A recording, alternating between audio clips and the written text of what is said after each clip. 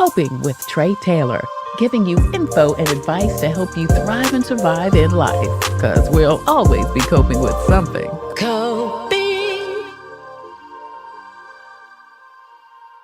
Hey there, thank you so much for joining us on Coping. I'm Tre Tailor. We're giving you info and advice to help you thrive and survive in life, because we will always be coping with something. Today, we are coping with the South Carolina Legislative Black Caucus, celebrating 50 years of advocating and serving Black and Brown South Carolinians. State Representative Dr. Ivory Thigpen joins us. Thank you so much for joining us today. The pleasure is mine, Tre.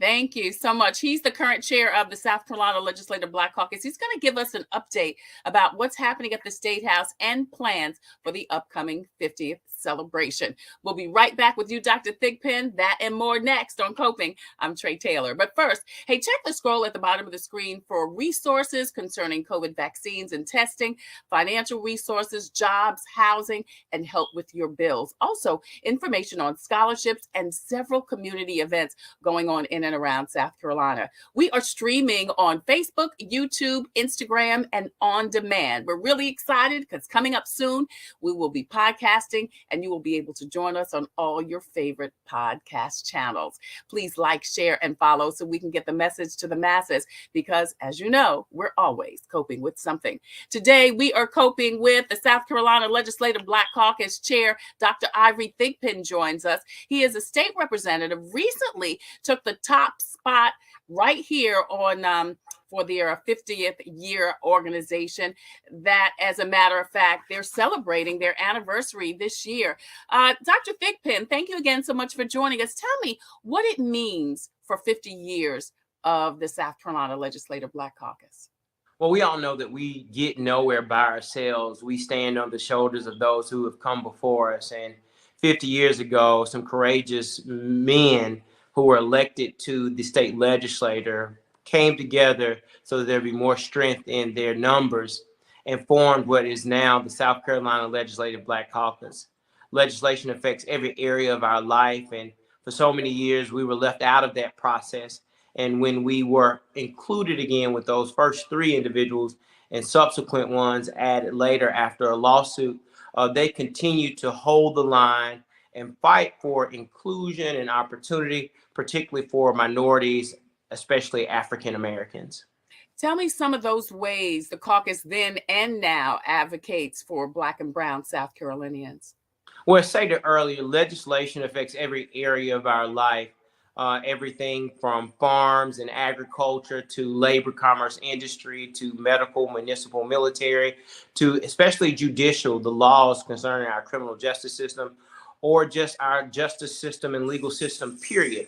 So when we talk about the men and women who have been on the front lines in the General Assembly, those are the ones who have ensured that the perspective of African Americans have been heard, those who have ensured everything from public education to being able to bid, ensure that we were included in minority contracts and had opportunities to get our share of the tax dollars that we pay.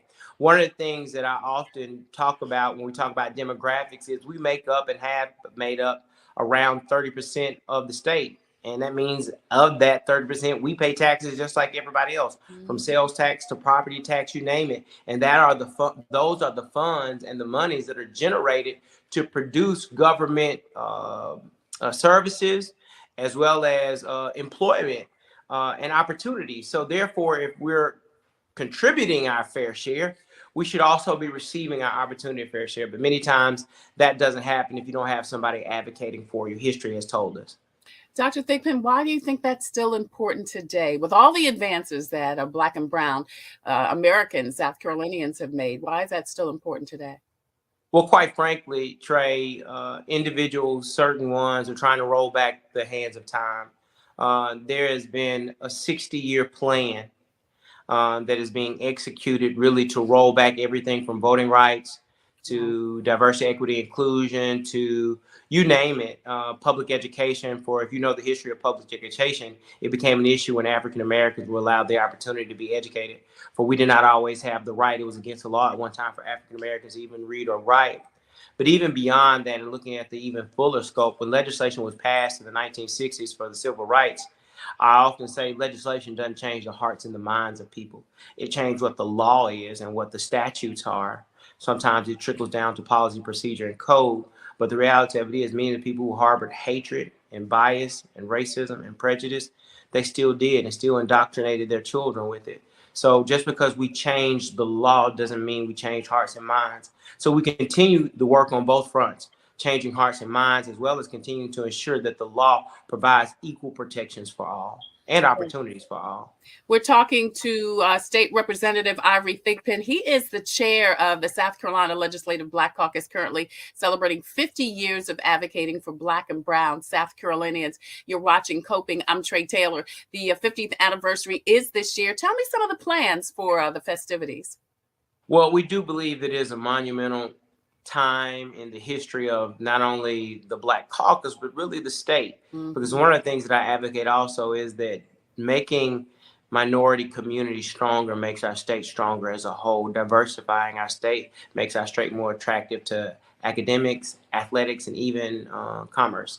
So we plan to have a gala at the end of the year. We want to coincide it with the International African American Museum, because we believe that is a shining star in our state. We believe that it is something that the whole world needs to visit, for we are ground zero for really what took place in the early parts of the American history, as well as slave.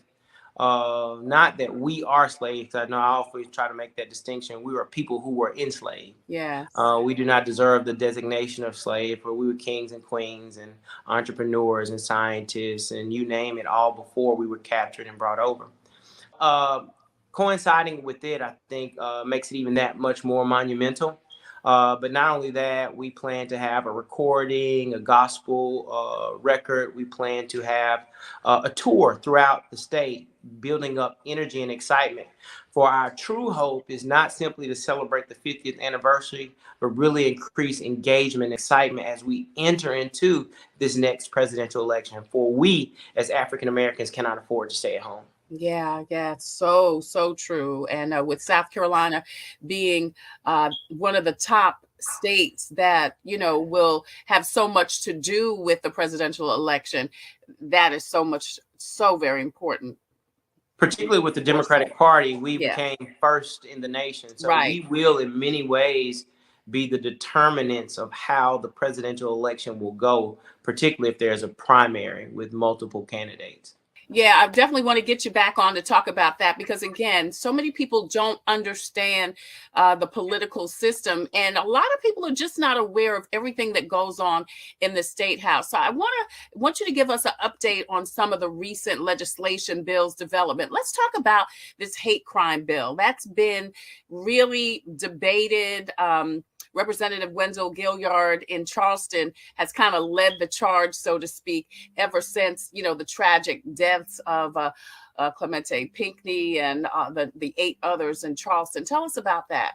Right. So as you and I both know, in the world was put on notice that, a heinous hate crime took place in 2015 in Charleston, Mother Emanuel, where 9 souls, innocent souls, were slaughtered.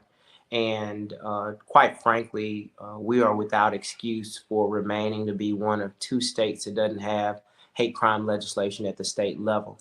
Wendell Gilliard, who is the representative of that area, that district that Mother Emanuel sits in, even prior to it, he was leading the charge for hate crime legislation to be offered and passed. We passed it out of the House last year, but the Senate failed to pass it.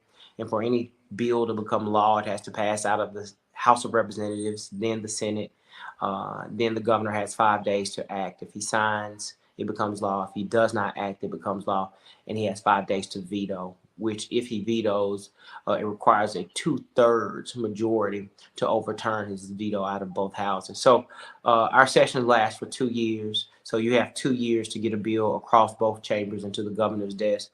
We passed it out of the House. It failed to pass in the Senate. And really, we were unsure with the change in the makeup of the House of Representatives, we will be able to pass it again. But through much hard work and great labor, we were able to pass it out of the House again. And we now have put the Senate on notice. That's 2 years. Hopefully, it doesn't take that long to get it to the governor's desk. And quite frankly, because of reapportionment and redistricting, where we lost 8 African American seats, we were at a tremendous disadvantage. We become a super minority, which was 1/3 of the seats. So at one point, we could have overturned the governor's veto simply by our presence. But Right. now we have to depend on our Republican counterparts to really offer.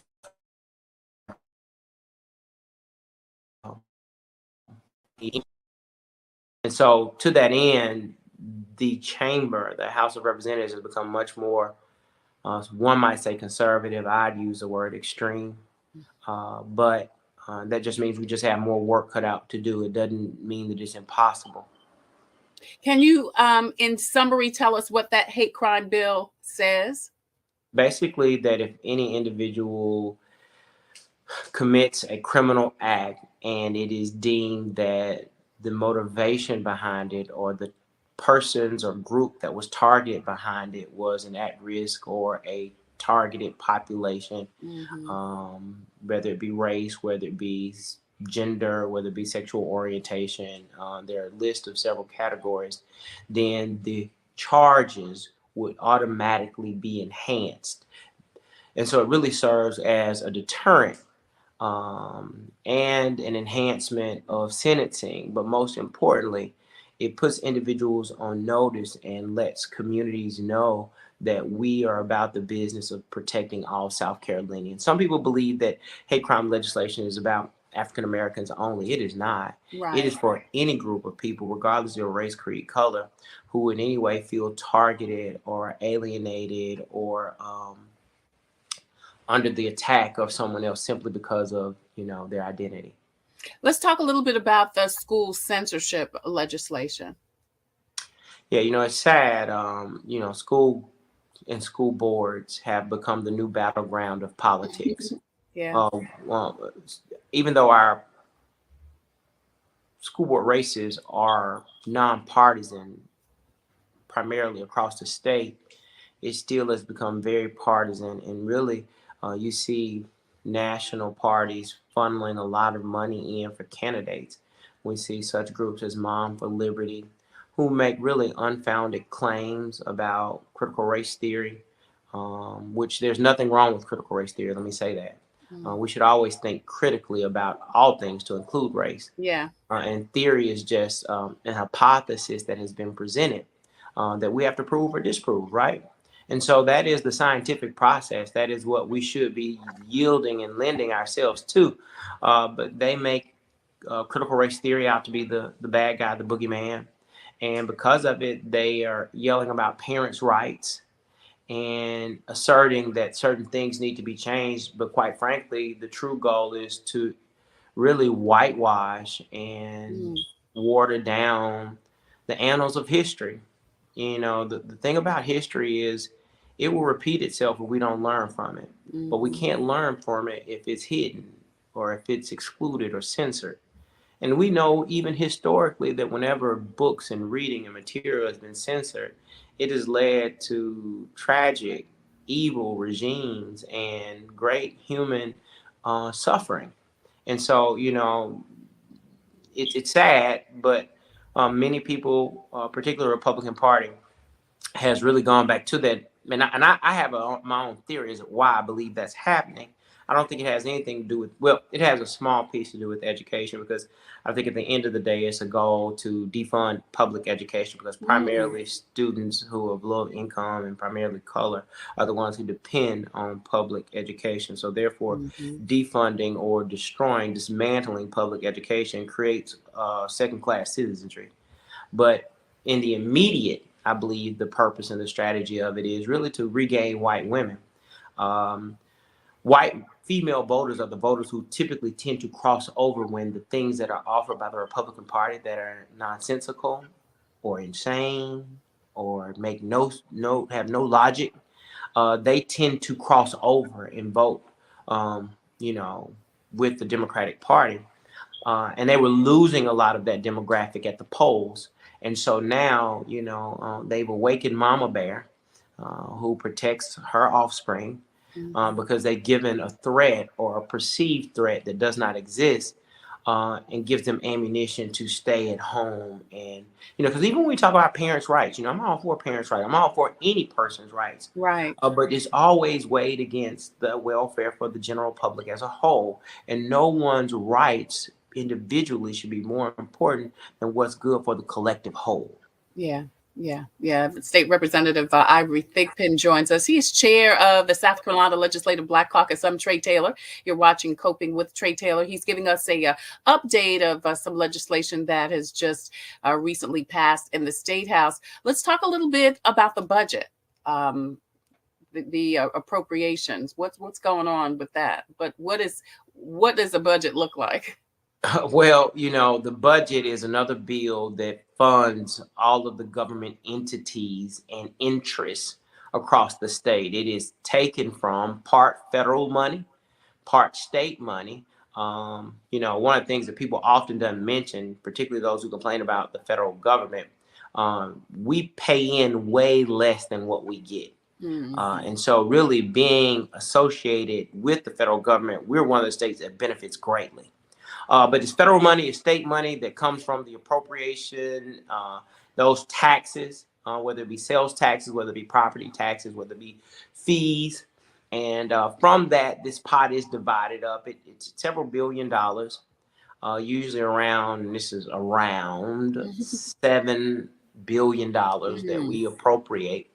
But one of the things that took place this year that was pretty interesting is the comptroller made a tremendous accounting mistake, and it was a $3.5 billion mistake, that from which the House voted to reduce his salary to $1.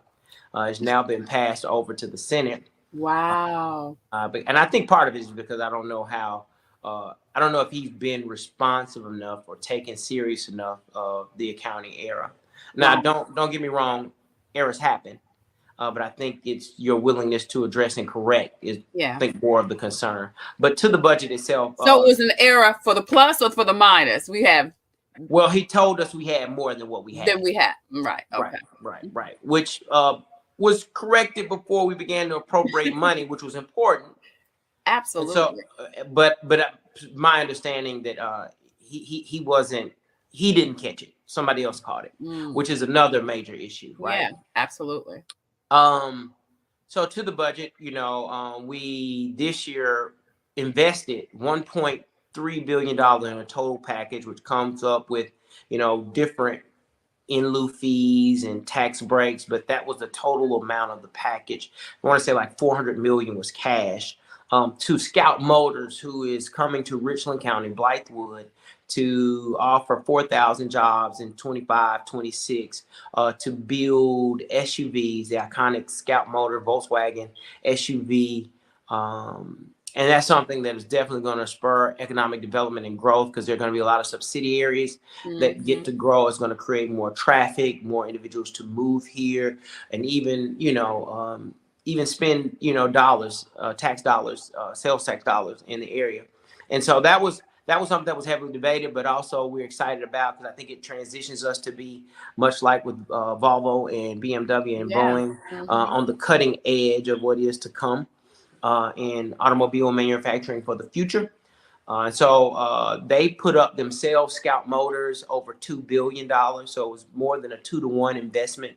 And that's just kind of the name of the game of getting companies to come to your area now, because my understanding it was 74 sites that bidded for Scout Motors to come, and South Carolina, even though they may not have had the highest monetary bid, I'm guessing or assuming, I think it was a compilation of facts that allowed them to land here in South Carolina and call it home. Yeah, that's huge. Now, when are we looking at Scout Motors actually not only breaking ground, but actually be up and running?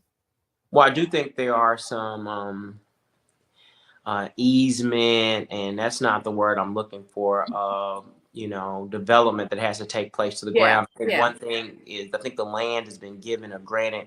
I think there has to be rezoned, though. I think there's some,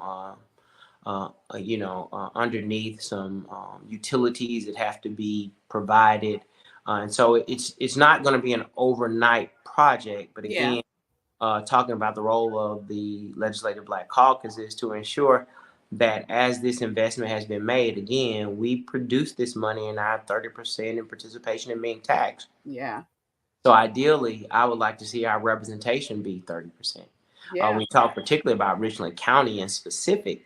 We make up a much more larger percentage than 30. And so when it comes to construction, when it comes to contracts, when it comes to even hiring of attorneys or lobbyists, we want to make sure that we have representation, because representation matters. Absolutely, absolutely. And we're so glad, as you said, that we have the South Carolina Legislative Black Caucus that has done that, represented, advocated, supported Black and brown South Carolinians the last 50 years. And we look forward to the next 50 years and beyond. May I say this one piece before we go? One of the things that I want to really tout is that, we met with the Department of Commerce and Secretary Lighting and Deputy Secretary Tisdale, who is an African-American female. And we talked about the importance of this, and not only bringing it to their awareness and offering a partner to ensure that it happens, but also saying that this should be a continuing dialogue, that as they are at the origins of, their development and bringing commerce to here, now is the appropriate time to not only set the expectations, but also revisit this conversation frequently, because that's the only way it's ensured. Absolutely. State Representative Dr. Ivory Thigpen is the current chair of the South Carolina Legislative Black Caucus. He's going to join us monthly with a State House update. Thank you so much, Dr. Thigpen, for all of the work that you and the members of the South Carolina Legislative Black Caucus, which I want to say is not only bipartisan, but multiracial, which is a big point. We are. Those are our strengths. We are multiracial. We are bicameral. That means we have senators and representatives, and we are nonpartisan. We have Republicans and Democrats. Yeah. Always a pleasure to be graced by you, Trey. I look forward to the next opportunity to be on the show with you. Thank you so much. We appreciate it. State Representative Dr. Ivory Thigpen is chair of the South Carolina Legislative Black Caucus. Hey, listen, if you have a story or initiative that can help someone cope, you can see the information on the screen. You can contact booking at copingwithtretatailor.com. If you have a product or service that could help someone cope, you see our list of sponsors. We would love for you to be a proud sponsor, just like all of our sponsors. Please email copingwithtretatailor@gmail.com. Coming up next, our devotional. That's next on Coping. I'm Tre Tailor. Computers, they're a part of our everyday life. But when they're not working, they're an everyday problem. So call Computers Unique, your everyday solution. 803-351-5821. Is your computer running slow? Won't turn on? Do you need a screen replaced? Or maybe you just need another computer? Well, Computers Unique is your one-stop shop for all your computer needs. They have a wide variety of new and pre-owned PCs, Macs, and tablets. So call Computers Unique, Dutch Square Mall. 803-351-5821. 803-351-5821. I am Tre Tailor. We'll always be coping with something, but God is always with us. Today's devotion says, when something in your life or thoughts make you anxious, come to me and talk to me. Thank you, Jesus, for this opportunity to trust you more. That's what we should say. Though the lessons of trust that I send you come wrapped with difficulties, the benefits far outweigh the cost. Well-developed trust will bring you many blessings, not the least of which is my peace. I have promised to keep you in perfect peace to the extent that you trust in me. The world has it backwards, teaching that peace is the result of having enough money, possessions, insurance, security systems. But my peace, God says, is such an all-encompassing gift that it's independent of all circumstances. Though you lose everything else, if you gain my peace, you are rich indeed. That's your devotional for today.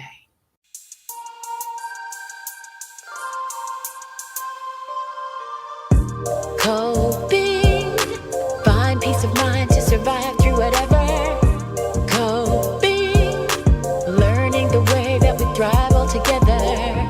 Coping, finding out what's real. Coping, we can heal, we can heal, we can heal. Coping with stress. Coping.